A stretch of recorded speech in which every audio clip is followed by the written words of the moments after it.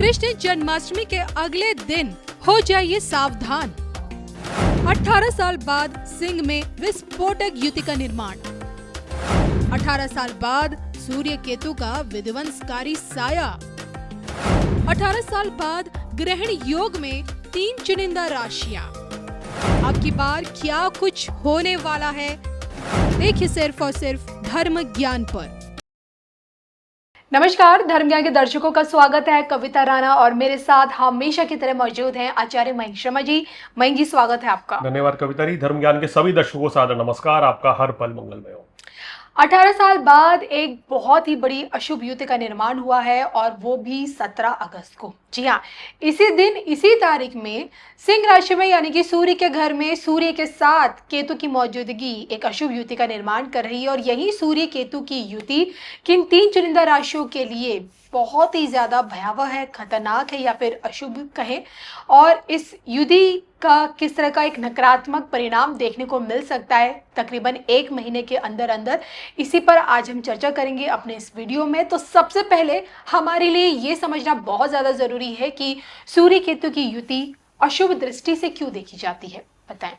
देखिए, जब जब ज्योतिष में या ब्रह्मांड में अशुभ ग्रहों की नजदीकता नजदीक आती है तो वो अशुभता बढ़ाती है। शुभ ग्रह साथ आएंगे तो शुभ फल की वृद्धि होगी। अब आप इस वर्ष में देख लीजिए, वर्ष की शुरुआत ही नीच के मंगल के साथ हुई, फिर उसके बाद शनि राहु की युति हुई 29 मार्च के बाद से, फिर मंगल का केतु के साथ युति हुई जी। और अब शनि मंगल का समसप्तक योग चल रहा है और सूर्य केतु की युति और एक और ऐड ऑन हो गई। तो कहीं ना कहीं इस वर्ष में ग्रहों की स्थिति ऐसी चल रही है जो कोई ना कोई एक अशुभ युति बन रही है। तो सूर्य केतु जब एक साथ बैठते हैं, सूर्य को ग्रहण लगता है, सूर्य की पावर कमजोर हो जाती है, सूर्य के शुभ फल देने की क्षमता कमजोर हो जाएगी। अभी सिंह राशि में चल रहे हैं, यहाँ तो कहते हैं ना कि उच्च के होने के बाद सबसे ज्यादा पावरफुल अपने घर में होते हैं सूर्य देव, लेकिन यहाँ केतु के साथ लग के ग्रहण लगाएंगे। जिस भाव में बैठेंगे उस भाव से संबंधित परेशानी, हानि या दिक्कतें कर सकते हैं। तो इसलिए सूर्य केतु की युति किसी भी मायने में ये उतनी अच्छी नहीं, हम इसको कह सकते हैं। इसमें आवेश, क्रोध की अधिकता बढ़ती है, रोग, बीमारियां, परेशानी और कहीं ना कहीं शासन प्रशासन में भी विवाद, दिक्कतें रहती हैं इस योग के चलते जी। और शायद यही कारण है कि हमेशा से इसे एक अशुभ दृष्टि के चश्मे से देखा जाता है। लेकिन अब हम आगे बढ़ते हैं और इस पे चर्चा करेंगे कि भाई कौन सी वो 3 चुनिंदा राशियां हैं जिन्हें खासकर इस युति से बचकर रहने की सबसे ज्यादा जरूरत है, या फिर इस युति का एक नकारात्मक प्रभाव इन 3 राशियों पर देखने को मिल सकता है। पहले नंबर पर मयंक जी, किस राशियों को आप देख रहे हैं इसमें?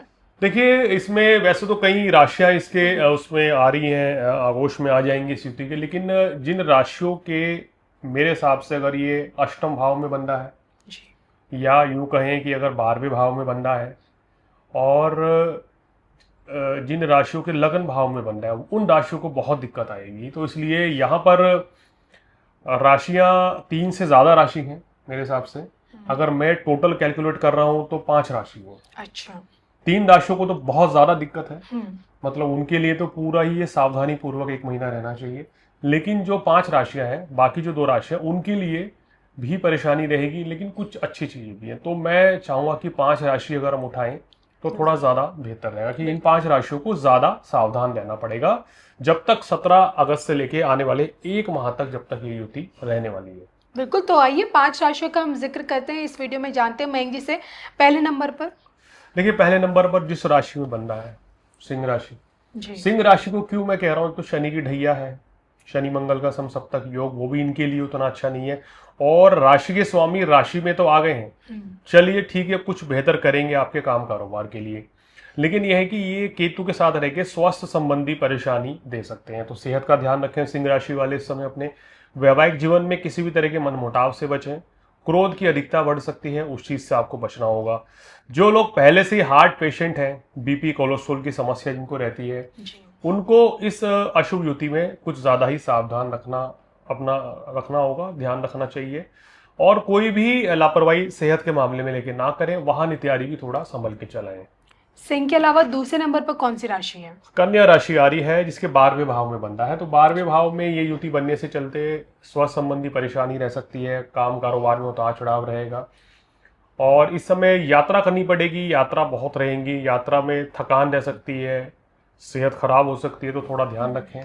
खान पान पे संयम बरतें इस समय। जी। आपके छठे भाव में देखिए इस समय जो ग्रह स्थिति चल रही है, राहु वहाँ पर अगर कन्या राशि की बात करें तो बैठे हैं, और लगन में ही आपके मंगल बैठे हैं जी।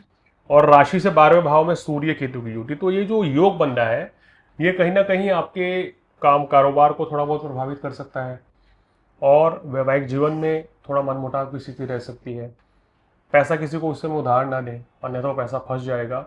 और अपने कहना चाहिए क्रोध पर संयम रखें, इस चीज़ का ध्यान देना होगा, तो चीज़ें बेहतर हो सकती हैं। इसी कड़ी में तीसरे नंबर पर देखिए तीसरे नंबर पर जो राशि आ रही है, हमने बताया जैसे आपका सिंह राशि हो गई है, कन्या राशि हो गई है। उसके बाद जिसको सबसे ज़्यादा परेशानी है मकर राशि आ रही है, क्योंकि अष्टम भाव में सूर्य और केतु की युति रहेगी। तो ये धन हानि की ओर इशारा कर सकती है, सेहत संबंधी परेशानियां बढ़ सकती हैं। कहीं ना कहीं पेट या पेट से नीचे के रोग आपको परेशान इस समय करेंगे, हृदय संबंधी रोग से भी ग्रसित रह सकते हैं। थोड़ा सा सावधानी पूर्वक चलना होगा। सूर्य की दृष्टि धन भाव पर पड़ रही है, और वहां पहले से ही आपका नजर गड़ाए बैठे हुए हैं राहु। तो ये स्थिति अच्छी नहीं है। घर परिवार में, ससुराल पक्ष में आप रिलेशन को महत्वता दें, संबंध खराब होने से बचाएं इस समय, तो बेहतर रहेगा। मकर राशि वालों, वाणी पर संयम रखना होगा और धन का निवेश ना करें। तो देखिए अब तक आपने 3 राशियों का जिक्र किया। आपने पहले नंबर पर सिंह को बताया, दूसरे नंबर पर आपने कन्या को बताया, तीसरे नंबर पर आपने मकर को बताया। अब आगे बढ़ते और अन्य 2 राशियों के बारे में भी आपसे जानेंगे। चौथे नंबर पर देखिए चौथे नंबर पर राशि आ रही है मेरे हिसाब से जिसको ज़्यादा सावधान रहना चाहिए, कुंभ राशि, क्योंकि कुंभ राशि वालों के सप्तम भाव में पड़ रहा है जी। और यहाँ पे ध्यान देने वाली बात यह है कि सप्तम भाव में आपके सूर्य केतु हैं और अष्टम भाव में आपके आ गए हैं मंगल। तो यहाँ आपको विशेष सावधान रहना पड़ेगा, काम कारोबार को लेके, गृहस्थ जीवन को लेके, कि कोई दिक्कत परेशानी आपके कार्य क्षेत्र में ना हो आपकी वजह से, घर परिवार में कोई परेशानी ना हो। सेहत का ध्यान रखें और वाणी पर संयम रखें। इस समय लापरवाही ना करें कुंभ राशि वाले। और थोड़ा सा यहाँ पर कभी कभी जज्बाती हो सकते हैं या ओवर कॉन्फिडेंट हो सकते हैं, मतलब उस चीज़ से बचना होगा, क्योंकि लगन का राहु है, वो आपको जो मानसिक पीड़ा है वो बढ़ा सकता है, क्योंकि उसके ऊपर सूर्य की पूर्ण दृष्टि है। जल्दबाजी में कोई निर्णय ले सकते हैं, वो भी आपके लिए नुकसानदायक हो सकता है। तो आपको भी विशेष सावधान रहना चाहिए, और अगर ये सावधानी रखी तो फिर किसी बड़ी परेशानी से जो है आप बच सकते हैं। बिल्कुल। तो ये हमने मयंक जी से जाना, 4 राशियों के बारे में बताया। अंतिम राशि मुझे लगता है मीन है, जिसे देखिए मीन राशि का तो हमने बताया था पहले, लेकिन एक राशि जो है जैसे बीच में मिस हो गई है। मेरा मानना है कि कर्क राशि वालों को भी सावधान रहना चाहिए। कर्क राशि वालों को सावधान क्यों रहना चाहिए? क्योंकि आपके दूसरे भाव में जो है सूर्य और केतु की युति बनेगी और अष्टम भाव में आपके राहु है। तो ये युति आपको सेहत को लेके ठीक नहीं रहेगी। धन का निवेश करने से बचें, किसी को पैसा उधार ना दें इस समय। बहुत से लोग लॉटरी जुआ सट्टा खेलते हैं, तो यहाँ धन हानि हो सकती है, तो इसलिए यहाँ थोड़ी सी सावधानी आपको रखनी पड़ेगी। 12वें भाव में आपके गुरु भी हैं, इसलिए मैंने आपकी राशि को उठाया है विशेषकर, क्योंकि ये समय जो है पैसे मतलब कि धन कमाने के लिए थोड़ा संघर्ष रह सकता है। पैसा तो आएगा लेकिन थोड़ा संघर्ष के बाद आएगा, ध्यान रखिए। तो जो पैसा आ रहा है वो व्यय ना हो, वो खराब दिशा में ना जाए। तो इस चीज़ का आपको ध्यान रखना है कि गलत जगह निवेश करने से बचना है। और इन 5 राशि वालों को क्या ध्यान देना है? जैसे कर्क, रिपीट कर दें, कर्क राशि, सिंह राशि, कन्या राशि जी, और इसके साथ साथ मकर राशि और कुंभ राशि। ये 5 राशि वाले आदित्य स्त्रोत का पाठ करें। ओम आदित्याय नमः, ओम घृणी सूर्याय नमः। इस मंत्र का रोजाना जाप करें। सूर्य को जल दें, उसमें लाल पुष्प या हल्दी डाल के। अपने दादाजी, पिताजी या किसी बुजुर्ग व्यक्ति की सेवा करें, उनका आशीर्वाद लें, तो कहीं ना कहीं आपको बड़ी राहत मिलेगी। और सूर्यदेव को जल चढ़ाना है, ये करने से विशेष लाभ आपको मिलेगा। ये सब करने से मानसिक तनाव से छुटकारा मिलेगा। वैसे तो 12 के 12 राशि वाले अगर सूर्यदेव के जाप करें, मंत्र का, सूर्य को जल दें, तो उनको जो मानसिक पीड़ा, जो शारीरिक कष्ट रहेगा इस समय, उससे बड़ी राहत मिल जाएगी। मयंक जी, सूर्य केतु की युति में ये जो 5 राशियां हैं जिसपे एक नकारात्मक प्रभाव देखने को मिल सकता है, जैसे कि आपने अपनी ज्योतिष गणना के हिसाब से बताया, तो इस दौरान क्या इन 5 चुनिंदा राशियों को किसी नए कार्य की शुरुआत करने से पहले थोड़ा सा रुकना चाहिए? देखिए रुकना चाहिए, 1 महीने की बात है, और रुक जाइए। अगर करनी भी पड़ती है, आपके पहले से प्लान है, तो अपनी कुंडली दिखा के करें, क्योंकि कोई भी शुभ कार्य है, नौकरी चेंज करना, बिजनेस करना, विवाह इत्यादि करना या रिश्ता तय करना वो शुभ समय में, शुभ मुहूर्त में, शुभ दशा अंतरदशा में ही करनी चाहिए जी। तो इसलिए अगर आप कुछ करना भी चाहते हो अपनी कुंडली किसी ज्योतिषी को दिखा के तो आप आगे बढ़ सकते हैं, लेकिन थोड़ा सावधानी रखनी होगी, इसलिए इन राशियों के लिए ये वीडियो बनाया था मैंने। जी। और इसके साथ साथ वृषभ राशि वाले के लिए ये गोचर सामान्य रहेगा। वृषभ राशि, धनु राशि वालों के लिए ये एक सामान्य गोचर है, कोई खास परेशानी वाली इनके लिए बात नहीं रहेगी। चलिए, तो इसी के साथ मुझे मयंक जी को हम दोनों को अनुमति दीजिए। नमस्कार।